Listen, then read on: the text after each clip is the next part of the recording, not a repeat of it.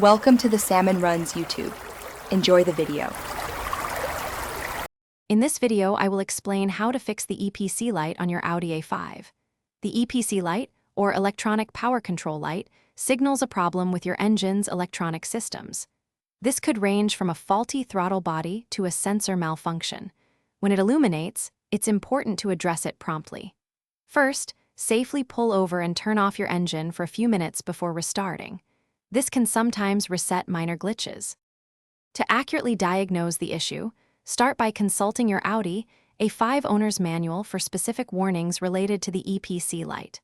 Next, visually inspect your throttle body for any dirt or carbon buildup, as this is a frequent culprit.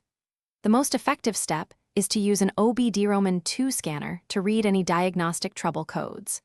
These codes will pinpoint the exact system or component that is causing the problem, guiding your repair efforts. Once you've identified the problem, several common fixes can resolve the EPC light. If the throttle body is dirty, a thorough cleaning often restores its function. For more severe issues, replacement might be necessary.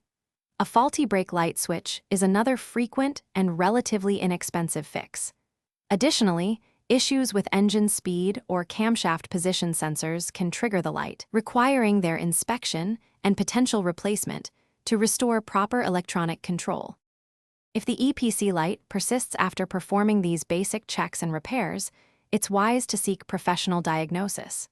Complex electrical issues or deeper engine problems often require specialized tools and expertise. Remember, regular vehicle maintenance, including routine inspections and servicing, is crucial for preventing many potential EPC light issues before they even start. Also, for all your reading needs, check the description for a link to the new Kindle Paperwhite and other great deals. Thanks for watching. Consider subscribing if we helped you.